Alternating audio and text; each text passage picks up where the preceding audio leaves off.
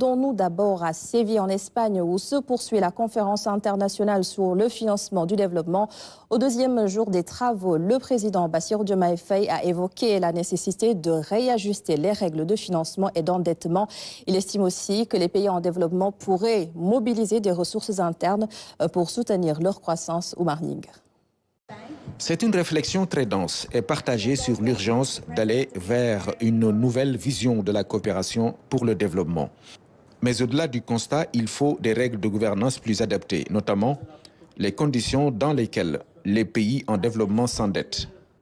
Il y a des goulots qui sont identifiés depuis des années et qui ont pour nom la gouvernance inadaptée aujourd'hui du système international, notamment pour ce qui est des règles de financement, d'endettement et de notation qui font que ces pays-là ont du mal à s'endetter à des conditions favorables et à pouvoir bénéficier de financements conséquents. Les conditions ne doivent pas être léonines à telle enseigne que honorer le règlement de cette dette-là enfreigne la prise en charge de secteurs stratégiques comme la santé des populations, l'éducation des enfants et la création d'emplois pour les jeunes et l'autonomisation des femmes.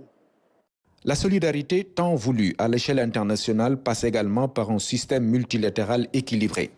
Le monde multilatéral est en difficulté, il ne faut pas le nier.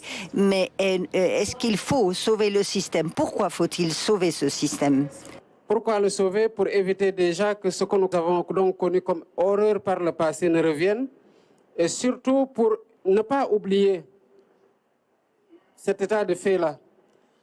Aujourd'hui, ce que nous voyons de plus en plus, c'est que quand des conflits surviennent, la Société des Nations, qui est devenue les Nations Unies, est aujourd'hui en retrait au profit d'initiatives privées ou bilatérales pour gérer des situations de conflit. L'exemple le plus parlant, c'est ce qui est arrivé récemment au Moyen-Orient, où un pays considère qu'il est en situation d'insécurité et décide d'aller attaquer un pays en prévention. Si chaque pays pouvait, sur la seule base de l'évaluation qu'il fait des menaces qui pèsent sur lui, aller s'attaquer à un autre pays, évidemment, aucun pays ne serait en sécurité.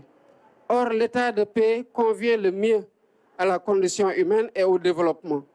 Et c'est par justement la promotion d'un multilatéralisme fort et inclusif qui ne fait pas de la Société des Nations, je reprends encore l'expression la plus ancienne des Nations Unies, un lieu de délibération où une seule voix peut prévaloir sur l'ensemble des voix parce qu'il y a des pays qui détiennent un système de veto qui fait que lorsque le monde considère que voilà ce qu'il est mieux aujourd'hui de retenir comme cadre d'action ou solution, un seul pays peut, sur la base de ses intérêts, décider que ce n'est pas ce qui convient le mieux, agir autrement ou enfreindre l'action collective. Ces règles sont à la fois politiques, elles sont financières, elles sont du ressort de la coopération qui doit être aujourd'hui réinventée. De cette conférence de Séville sur le financement de la dette, il faut attendre des mesures concrètes. Ici, la réponse du chef de l'État est tranchée sur la nécessité d'une meilleure mobilisation des ressources internes.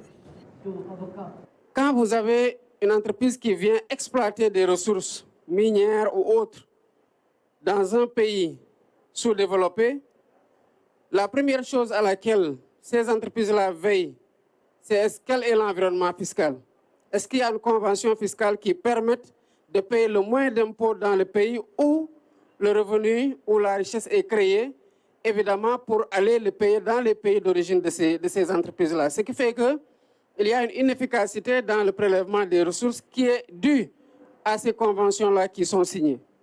Et en même temps, quand ces pays-là ne parviennent pas à mobiliser beaucoup de ressources, ils font recours à l'endettement. Mais quand ils s'endettent dans les pays comme les nôtres, ce dont on a le plus besoin aujourd'hui, c'est des infrastructures qui coûtent cher. Et le pays qui vous prête l'argent, à qui vous allez rembourser intégralement en payant les intérêts, va vous imposer qu'une entreprise du même pays vienne réaliser l'infrastructure dans votre pays avec une exonération.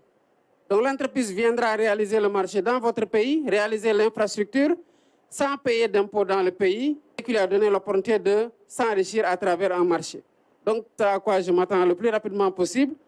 c'est un nouveau cadre de convention fiscale qui permet une taxation des revenus dans les pays où la richesse est créée, à savoir les pays les moins développés.